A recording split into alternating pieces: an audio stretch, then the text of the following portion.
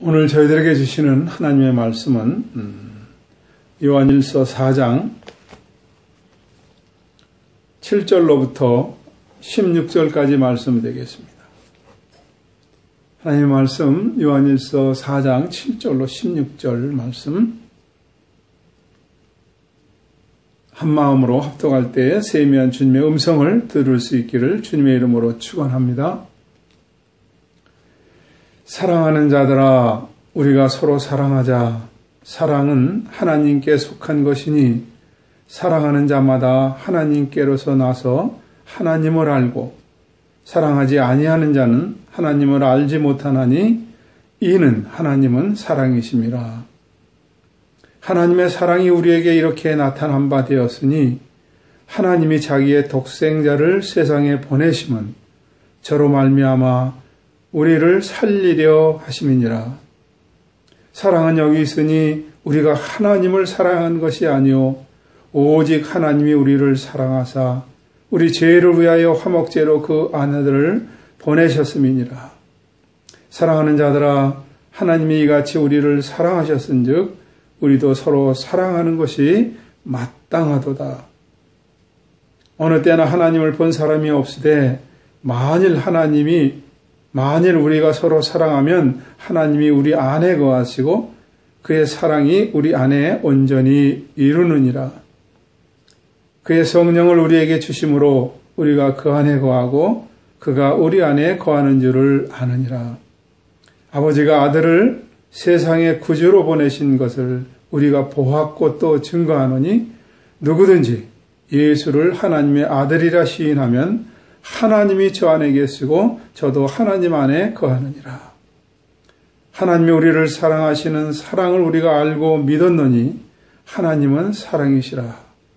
사랑 안에 거하는 자는 하나님 안에 거하고 하나님도 그 안에 거하시느니라. 아멘. 기도하고 말씀 나누겠습니다. 하나님 아버지, 부족한 자를 성령님께 의탁합니다. 사용하여 주시옵소서. 말씀이 권세 있게 증거되게 하여 주옵소서. 사랑이 무엇인가 깊은 깨달음을 얻게 하여 주옵소서. 예수님의 이름으로 기도하옵나이다. 아멘.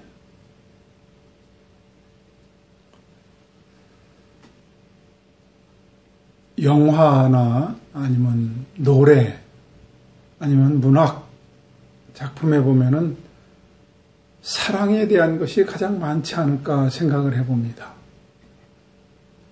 사랑 때문에 울기도 하고 또 웃기도 하고 힘을 얻기도 합니다.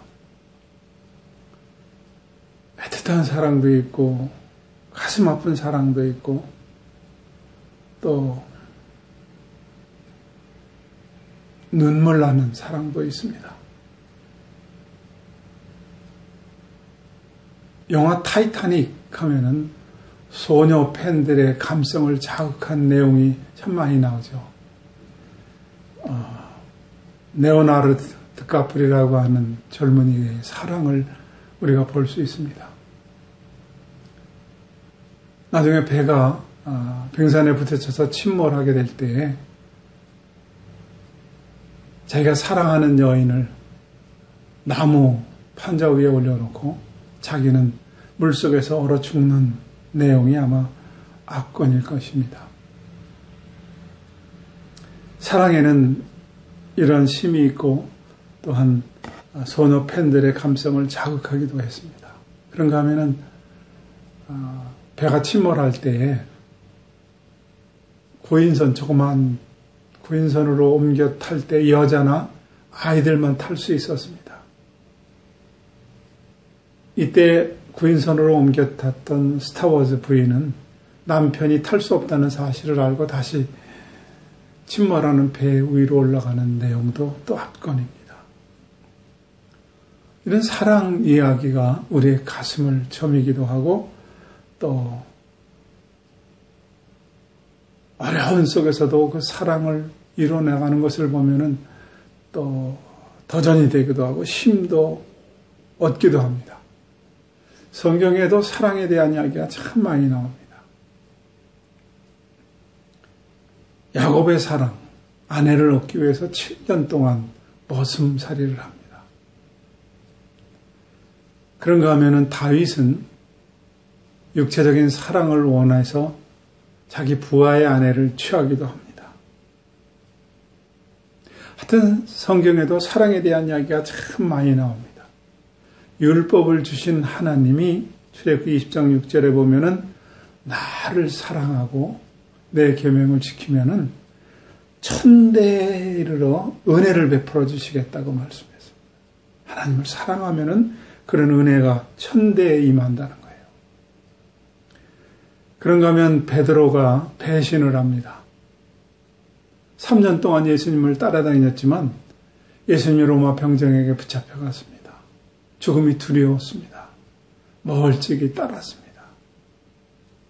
조만 계집아이가 저 베드로 저 사람도 갈릴리 사람이다. 예수와 함께 있던 사람이라고 할 때 나는 예수를 모른다고 3번이나 부인을 합니다. 맹세하고 모른다고 합니다. 그리고 심한 좌절에 빠져 있습니다. 그때 예수님께서 부활하시고 베드로에게 찾아가셔서 이놈아 이제 깨달았냐 그렇게 말씀하지 않고 네가 나를 사랑하느냐 하고 3번을 연거푸 질문하십니다. 베드로는 대답이 주께서 아십니다 하고 대답을 합니다. 베드로에게 다시 사도직을 회복시킬 때에도 내가 나를 사랑하느냐 하고 물으셨습니다. 어느 율법사가 주님 앞에 나와서 어느 계명이 가장 큽니까 하고 물었습니다. 그럼 첫째 계명이 제일 크다 아니면 둘째 계명이 크다 이렇게 대답을 하셔야 되는데 예수님의 대답은 제일 크고 첫째 되는 계명은 내가 마음과 뜻과 힘을 다해서 여호와 하나님을 사랑하는 것이다. 둘째는 이와 같으니 내 이웃을 내 몸과 같이 사랑하라. 이것이 율법과 선지자의 강령이다 그랬어요. 그 율법이 얘기하는 게 바로 하나님 사랑, 이웃 사랑이다. 모든 선지자들의 외침이 바로 하나님 사랑, 이웃 사랑이라고 사랑으로 대답을 하셨습니다. 고린도서 13장에 보면은 믿음, 소망, 사랑은 영원한데 그 중에 제일은 사랑이라 그렇게 말씀하셨습니다. 성경에 사랑에 대해서 수없이 나옵니다. 아까 말씀드린 야곱의 그 인간적인 사랑, 또 하나님의 사랑, 율법도 사랑, 이 사랑이 그렇게 많이 나오는데 어느 학자가 약 30%를 사도 요한이 썼다고 그렇게 이야기합니다. 그렇게 많이 요한은 사랑에 대한 이야기를 해서 아마 요한을 사랑의 사도라고 칭하는지도 모르겠습니다.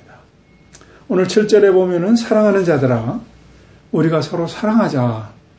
사랑은 하나님께 속한 것이니 사랑하는 자마다 하나님께로서 나서 하나님을 안다 그랬어요. 이 7절 한 절에 4번이나 사랑을 말합니다. 사랑은 하나님께 속한 것이고 사랑하는 자마다 하나님께서 나와서 하나님을 안다 그랬어요. 사랑하는 자들아 서로 사랑하자. 이 7절 이하 마지막까지 28절까지 쭉 제가 사랑이라는 말을 체크해 보니까 14절 말 동안에 28번이 적혀 있더라고요. 한 절마다 2번씩 사랑에 대한 단어가 사용됐습니다.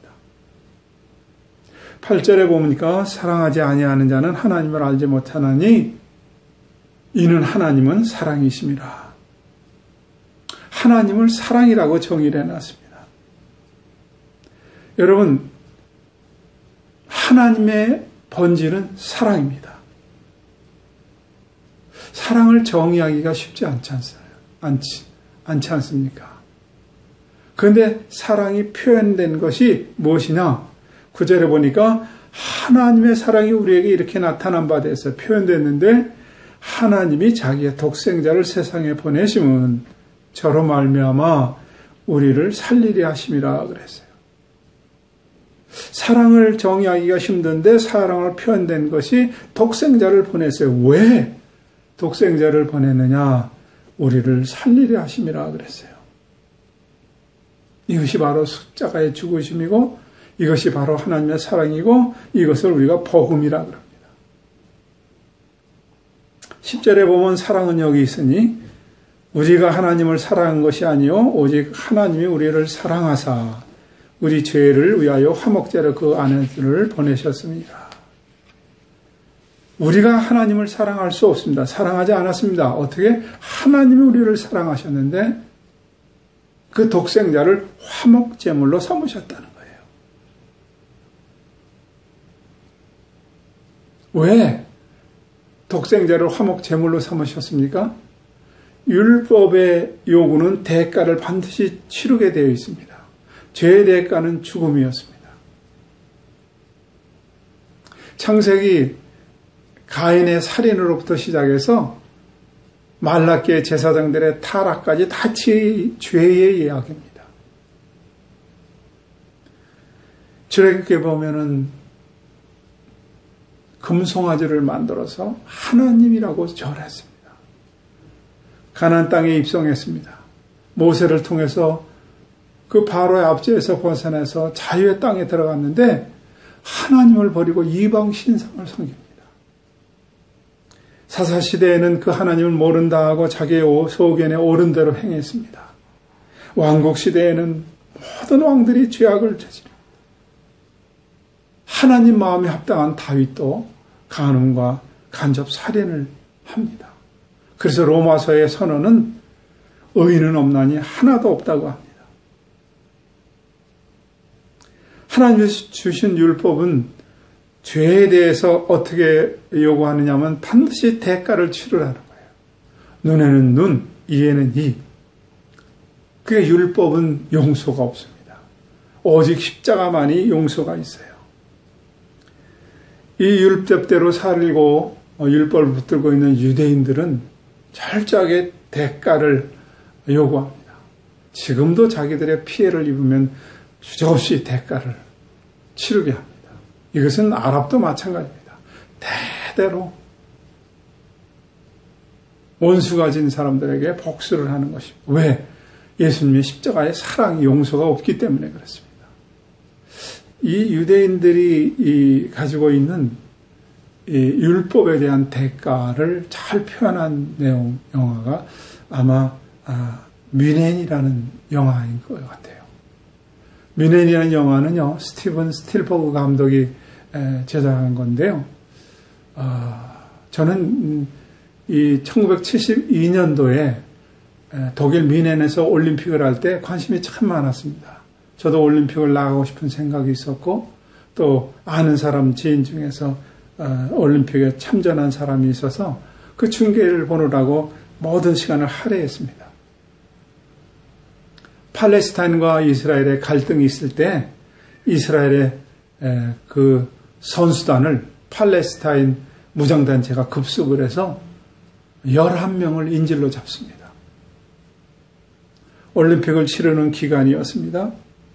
이건 실화입니다. 올림픽 하니까 얼마나 많은 카메라들이 있습니까? 이것이 중계가 돼서 전 세계로 이것이 퍼졌습니다.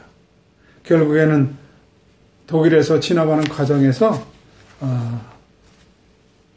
이 무장단체 괴한들도 또 이스라엘 선수단 11명도 다 죽습니다.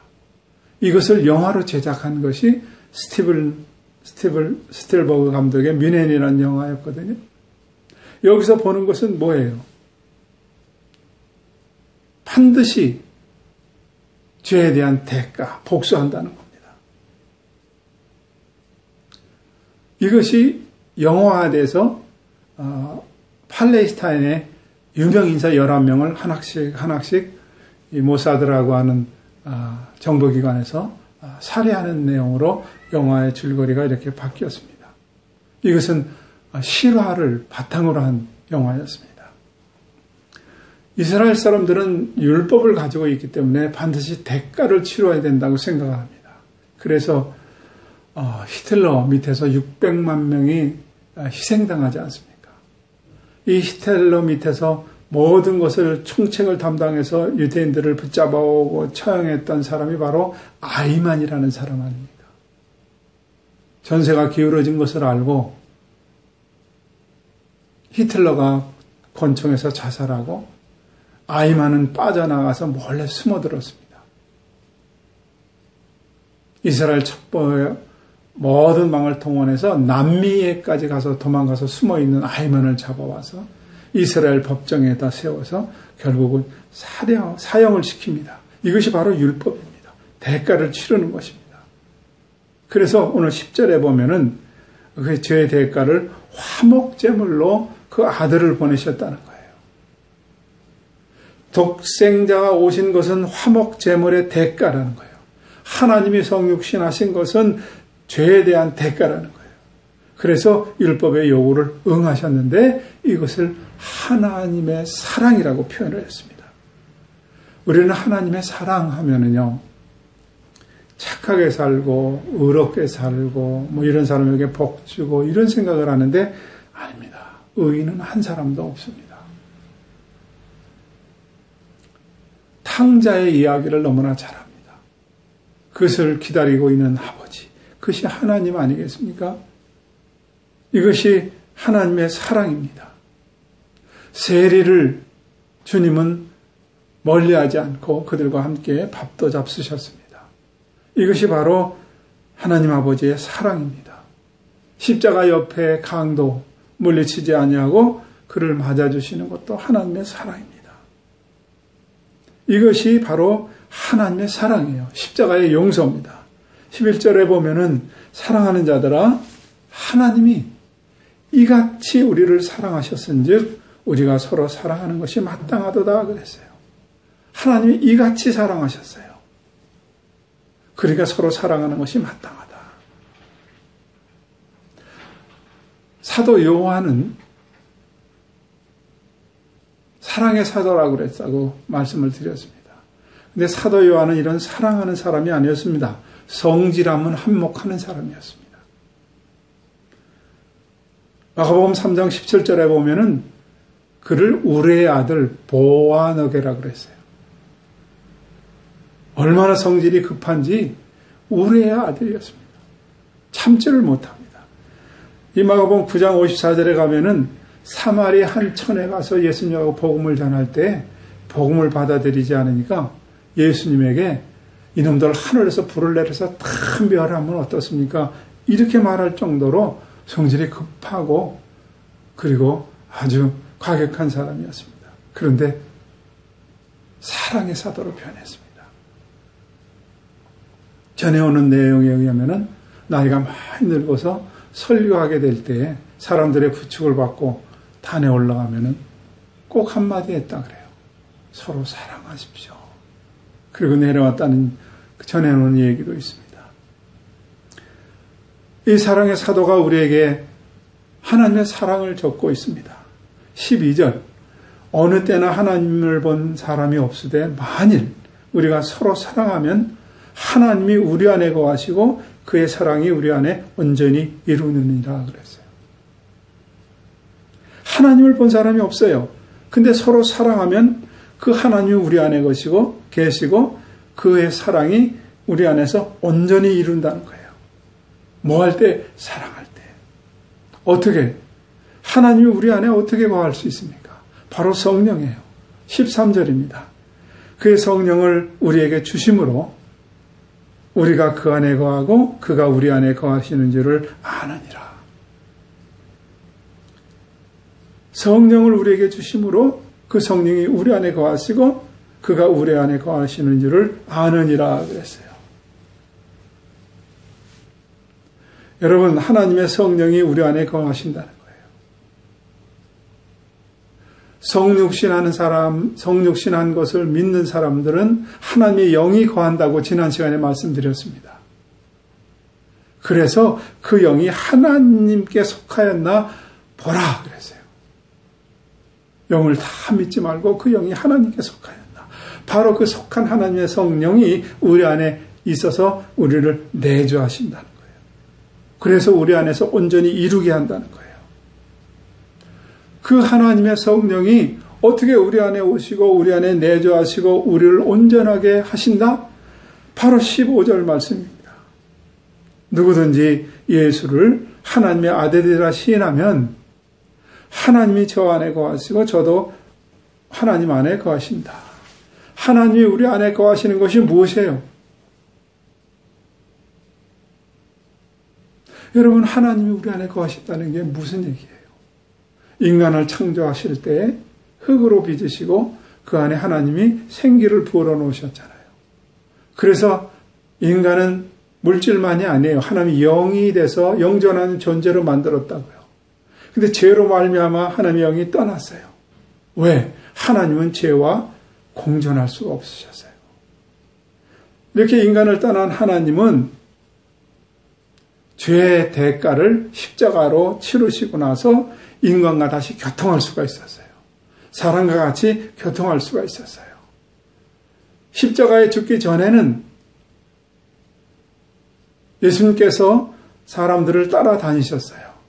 사람들을 보고 계셨어요. 이게 구약 성경입니다. 구약의 창세기 5장 21절 22절에 보면은 에녹은 65세에 무드셀라를 낳았고 무드셀라를 낳은 후에 300년을 하나님과 동행하며 그랬어요. 하나님은 사람들과 이렇게 동행하셨어요. 또 노아와 동행하셨어요. 창세기 6장 9절에 보면 노아의 사적은 이러하니라. 노아는 의인이요 당세의 완전한 자라 그가 하나님께 동행하였으며 모세를 부르셔서 하나님은 출애굽을 시키고 그 출애굽하는 여정 속에서 계속 하나님은 백성들과 동행하셨어요. 동거하지 못했어요. 동행만 하셨어요. 하감하고 그리고 감찰하고 보고 계셨어요. 그런데 십자가 이후에는 성령을 통해서 우리와 동거하신다는 거, 이건 너무너무 놀라운 일입니다. 우리 안에 내주한다는 말을 13절, 16절에 거푸어 얘기하는데 13절을 한번 다시 보겠습니다. 하나님은 동행이 아니라 동거예요. 13절. 그의 성령을 우리에게 주심으로 우리가 그 안에 거하고 그가 우리 안에 거하시는 아느니라. 동행이 아니라 동거예요. 16절. 하나님이 우리를 사랑하시는 사랑을 우리가 알고 믿었느니 하나님은 사랑이시라. 사랑 안에 거하는 자는 하나님 안에 거하고 하나님도 그 안에 거하시느니라. 구약에서 하나님은 이스라엘 백성들과 동행하셨습니다. 십자가 지신 후에는 동거예요. 이거는 여러분, 이것은 어떻게 말로 표현하기 어려운 것입니다. 젊은 남녀들이요, 매일 만나도 또 보고 싶지 않습니까? 그래서 또 만나고 또 만나요. 그러다가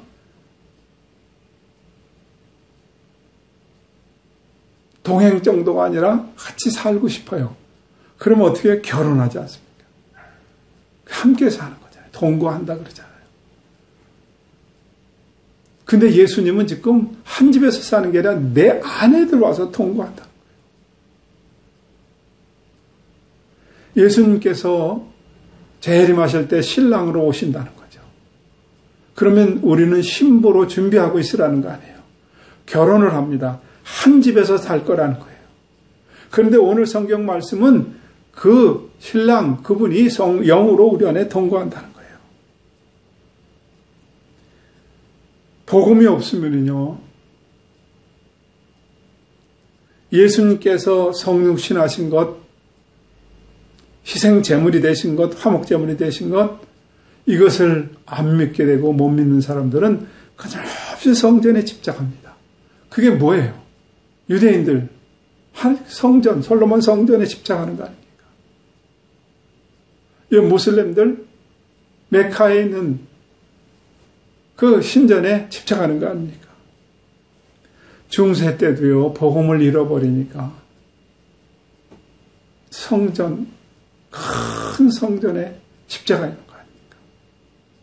그게 베드로 성당, 바티칸에 있는 것, 독일에 있는 퀼린 대성당, 프랑스의 노틀담 성당, 많은 유럽의 성당들이 중세 때 복음을 잃어버리고 나서 건물에 집착합니다. 거기에 여러분 조각을 만들고 그림을 만들고 로마 헬라의 영향에 의해서 어마어마한 일들을 합니다. 문학, 철학, 예술의 비잔틴 예식이 형성됩니다. 복음을 잃어버린 결과였습니다. 그래서 종교 의식으로 변해버리고 건물 치장하고 건물 크기에 집착하지 않습니까? 왜 그래요? 화려한 건물 안에 예수님이 있다고 이야기하는 구약의 유대교, 솔로몬 성전과 같은 비슷한 얘기 아닙니까? 여러분, 이건 아닙니다. 예수님께서 성전에 들어가셨다가 장사하는 사람들을 보고 만민이 기도하는 내 집에서 너희들이 이따위 짓을 하느냐 하고 채찍을 만들으셔서 다 둘러엎고 쫓아내신 적이 있습니다. 그리고 성전을 헐어라. 내가 3일 만에 이 성전을 다시 세울 거다 그랬어요. 사람들이 46년 동안 지은 이 성전을 네가 사흘 만에 세우냐고 예수님에게 덤볐습니다. 예수님의 대답은 이렇습니다. 요한복음 2장 21절, 22절입니다. 그러나 예수는 성전된 자기 육체를 가리켜 말씀한 것이라 할 때 아무도 깨닫지 못했습니다. 그런데 죽은 자 가운데서 살아나신 후에야 제자들이 이 말씀하신 것을 기억하고 성경 및 예수님이 하신 말씀을 믿더라 그랬어요. 부활하신 예수님을 기억하고 성경과 및 예수님이 하신 말씀, 그때 예수님 말씀이 그거였구나 하고 믿어지게 됐다는 거예요. 여러분, 성전이 예수님을 가리키신 것이었습니다. 그 예수님이 지금 성령으로 내 안에 동거하고 내 안에 계시다는 거예요. 고린도서 3장 16절에 보면 너희가 하나님의 성전인 것과 여러분 우리가 하나님이 영이 거하는 성전인 것과 하나님의 성령이 너희 안에 거하는 것을 알지 못하느냐 그랬어요. 우리가 하나님의 영이 거하는 성전이라는 거예요. 이건 어떻게 해석할 수 있는 거예요? 우리가 하나님이 거하는 성전이니까 교회 갈 필요 없다. 내가 성전이다. 그 무교의 주의자들도 있습니다. 일본의 유명한 우치무라 간조라든지 함석헌 듣는 얘기로는 백세수를 누리고 있는 김영석 박사님도 무교의주의라고 얘기를 들었습니다. 여러분, 왜 우리가 함께 모입니까? 우리 몸이 성전이지만 하나님의 성령이 거하는 성전이 왜 모입니까? 함께 모여서 예배드리기 위해서. 함께 모여서 서로 교제하고 기도하고 나누기 위해서 모이는 겁니다. 그래서 히브리서 10장 25절에 보면 모이기를 힘쓰라. 그날이 가까울수록 더 그리하자 한 것입니다. 뭐가 문제냐? 건물에 집착하고 치장하고 크기에 연연하는 게 문제입니다. 이제 말씀을 정리합니다. 하나님은 왜 성육신하셨습니까? 화목 제물로 우리에게 죄를 용서하기 위해서입니다. 십자가 지기 전에는 하나님이 동행하셨던 그분이 십자가를 치신 이후에는 내 안에 들어와서 영으로 동거하기 위해서 바로 독생자로 오셨고 화목 제물이 되셨습니다. 내 안에 어떻게 그분이 들어오시나? 영으로 오신다는 거예요. 여러분, 동거만 해도 얼마나 대단한 겁니까? 내가 이 세상에 쥐락펴락하는 권력을 가진 사람하고 한 집에 산다고 그래 보세요. 이야, 대단한 겁니다. 모든 세상의 경제를 손안에 쥐고 있는 그 사람과 내가 한 집에 산다고 생각해 보세요. 대단합니다. 여러분, 내가 세상에 많은 지식을 가진 사람, 현자랑과 함께 산다고 생각해 보세요. 대단하지 않습니까? 세상에 최고의 미모를 가진 사람과 제가 함께 산다 그러면 얼마나 대단하겠습니까? 이 모든 것을 다 넣어도 바닥도 채울 수 없는 그 하나님이 지금 나와 함께 내 안에서 동거한다는 거예요. 이걸 어떻게 감당을 할 수가 있습니까? 사도 요한은 1장에서 하나님은 빛이시다 그랬어요. 빛과 어둠이 공존할 수 있습니까? 빛이 들어오면 어둠은 쑥 물러가게 되어 있습니다. 공존할 수가 없습니다.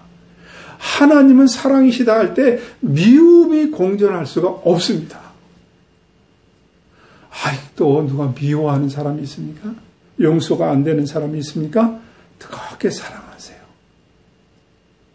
요한일서 4장 20절, 21절 마지막 절을 읽습니다.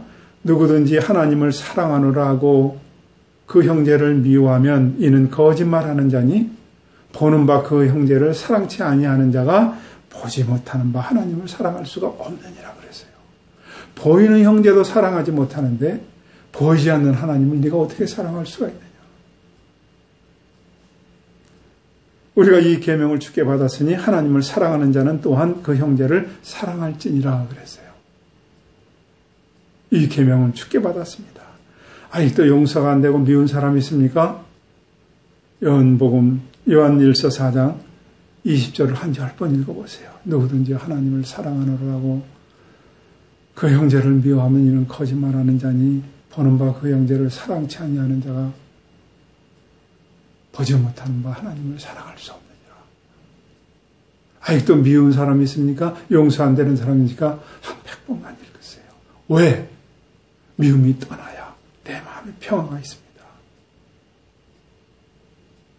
그래야 내 안에 그 성령이 나와 함께 기쁨을 나누고 이 세상을 사랑하는 힘이 되는 것입니다. 이 말씀 주님 앞에 서는 그날까지 마음에 새기고 기쁨으로 충만하면서 주님과 동행하면서 승리하는 여러분 되시기를 주님의 이름으로 축원합니다. 기도하겠습니다. 하나님 아버지, 하나님은 사랑이시다. 너희가 나를 사랑한 것이 아니라 내가 너희를 사랑했다고 이 귀한 말씀을 들었습니다. 그 하나님이 내 안에 들어와서 나와 지금 동거하고 있다는 말씀도 들었습니다. 이 말씀 들고 승리하고 세상에 선한 영향력을 나타내는 우리 모두 되게 하여 주시옵소서. 예수님의 이름으로 기도합니다.